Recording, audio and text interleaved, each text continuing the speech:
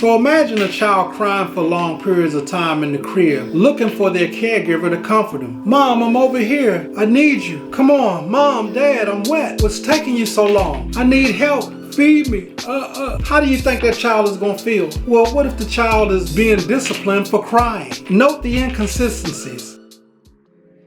Please take a second to subscribe to the channel if you haven't already. I'd like to see the channel grow. And if you already have subscribed, thank you for your support. I just wanted to say thank you. Amen. Appreciate you. Why do individuals struggle in relationships? Well, poor communication, trust issues, different values, and insecurities are some symptoms of a deeper problem. And as a researcher, I believe that children mimic behaviors learned in their first few years from the environment by observing their caregivers. So they checking out everybody. They're just storing that data. Hello, I'm Dr. Joe Laird, and today I'll discuss reasons for relationship struggles. In my previous videos, I discussed the secure attachment style, and today I'll discuss the anxious attachment style, also known as anxious ambivalent or anxious preoccupied. Now, attachment styles are characterized by how you interact and behave in relationships. Researcher John Bowlby theorized that individuals are born with a need to construct bonds with caregivers as children that continue to influence attachments throughout life. He also believed that the earliest bonds formed by children with their caregivers play a significant role that continues throughout life.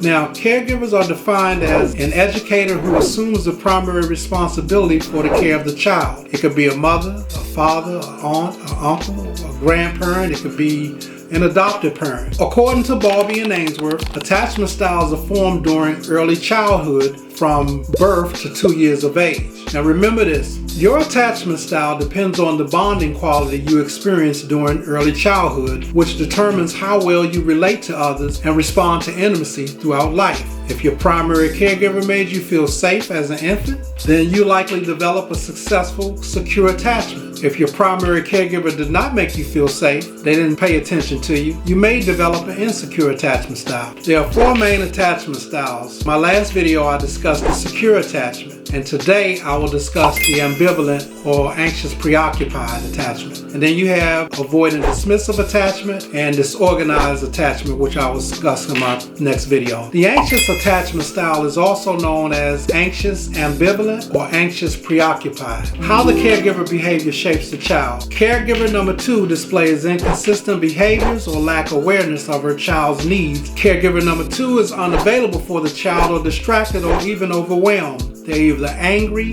harsh towards the child, or emotionally unavailable. Imagine a child crying for long periods in the crib, saying, "Hey, look, Mom, over here. I need you. Dad, where you at? I'm wet. You guys are taking too long. Feed me." How do you think that child will feel? Caregiver number 2 disciplines the child for crying and rejects the child only to pick up the child later, attempting to comfort them. What does that do to a child? How do you think that child is going to feel? Note the inconsistencies. For individuals who form this type of attachment, their inner feelings of security weren't fully developed as children, and the inconsistencies in their caretaking meant they could not depend on their parents or other caregivers. How this attachment style affects childhood. The inconsistencies from caregiver 2 may have left the child anxious and unsure whether their needs in that relationship will be met. And as a result, that relationship became the representation of all relationships that followed. Their first relationship may have caused the child to experience high stress levels. You've seen the child go berserk and act anxious and have panic attacks when the caregiver leaves. See, the inconsistencies of being supportive and responsive to the child's needs at times, while at others, not providing support, often causes emotional confusion in the child. And as a result, the child may have had difficulty understanding the caregiver's actions and failed to feel secure in the relationship. So individuals with an anxious attachment style often grow up thinking that they are responsible for other people's feelings, and they often become codependent. They feel unworthy of love and need constant reassurance from their partner. As a result of their caregiver's inconsistencies, these children may develop a strong sense of independence